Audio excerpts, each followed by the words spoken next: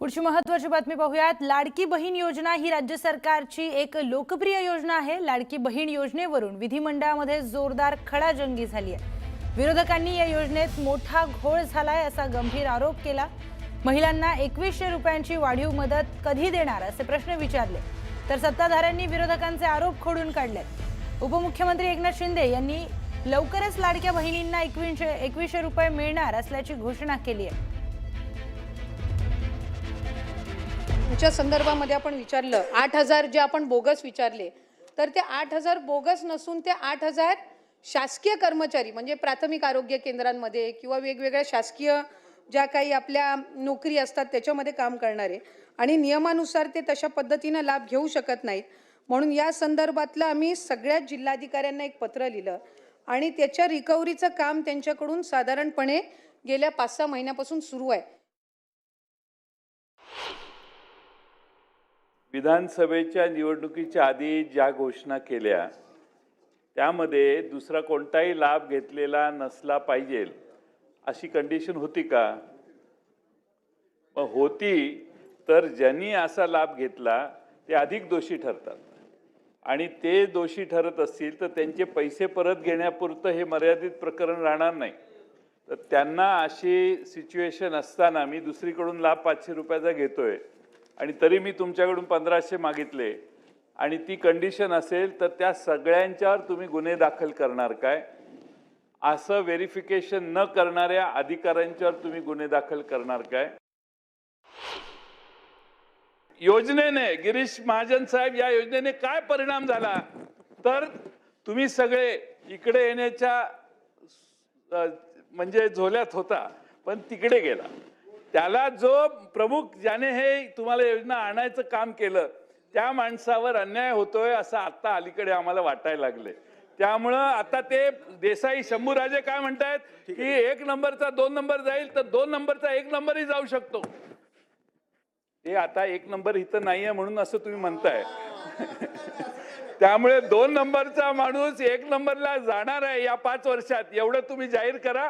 आमचं काही म्हणणं नाही। अजून डबल 1500चा 2100 हा शेवटचा प्रश्न 1500चा रक्कम 2100 कधी करणार हे आम्हाला जाहीर करा। या सगळ्या अर्जाला आम्ही 1500 रुपये लाडक्या बहिणीला आम्ही निधी उपलब्ध करून देऊ असं आपण केलं। आम्हाला आनंद झाला, काही आम्हाला अडचण नाही। मग तुम्ही 2100 जाहीर केलं त्याचा आनंद झाला। पण माझा एक स्पेसिफिक प्रश्न असा आहे की निवडणुकीच्या ऐन तोंडावर तुम्ही ही ज्या पद्धतीची घोषणा केली कुठलाही नियम न पाहता या पद्धतीनं जे काही आता याच्यामध्ये अफरातफर झाली असं तुम्हीच मान्य करताय। मग अफरातफर झाली, योजना तुम्ही सुरू केली तर गुन्हे दाखल करायची जी भूमिका आहे ती त्या लोकांवर करायची की तुमच्यावर करायची हा एक प्रश्न आहे। ती संख्या वाढायला पाहिजे, कमी कशी होते?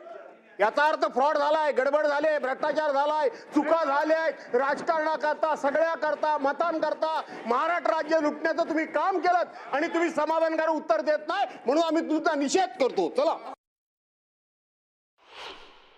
तुम्ही ही योजना जेव्हा सुरू केली तेव्हा ती आता तुम्ही म्हणताय लाडक्या बहिणीवर अन्याय होतोय, तुम्ही योजना बंद करण्यासाठी कोण गेलं वडपल्लीवर कोर्टामध्ये?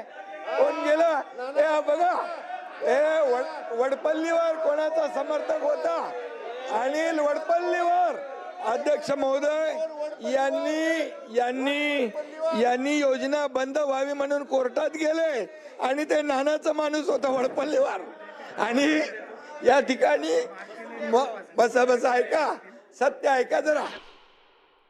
तुम्ही चुनावी जुमला म्हणाले नाना, तुम्ही म्हणाले ही फसवी घोषणा आहे, तुम्ही एवढ्यावर थांबले नाही, तुम्ही हायकोर्टात पाठवलं, हायकोर्टाने पण एक चपराक दिली, त्याला पाठवून दिलं परत आणि तरी सुद्धा आम्ही या ठिकाणी त्या लाडक्या बहीण योजनेचे पैसे नाना जमा केले। त्याच्यामध्ये तुम्हाला वाटलं आता आचारसंहितेत पण पैसे बंद होतील तर आचारसंहितेचे पण ॲडव्हान्स पैसे आम्ही टाकले।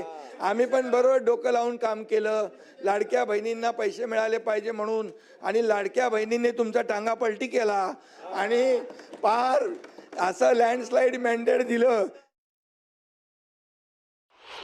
या ठिकाणी तुम्हाला सांगतो, लाडकी बहीण योजना कधी बंद होणार नाही. जे जे आम्ही बोललोय ते पूर्ण करणार आणि करणार. योग्य वेळी योग्य वेळी योग्य वेळी योग्य वेळी योग्य वेळी योग्य वेळी देणार. लाडकी बहीण योजना कधीही बंद होणार नाही. आणि सांगतो तुम्हाला, तुम्ही 2100 रुपये बोलले, योग्य वेळी आम्ही जे जे बोललोय ते सगळं पूर्ण करणार नाना. कारण लाडक्या बहिणींमुळे तुम्ही जे जे नाही, लाडक्या तुम्ही खोडा घालायला प्रयत्न केला की नाही? लाडक्या बहिणीने चांगला जोडा दाखवला की नाही? लाडक्या बहिणीने काय चांगला जोडा दाखवला की नाही? विधानसभेत दाखवला की नाही? आणि म्हणून आता नाना एकच आहे, तुम्ही लाडक्या बहिणी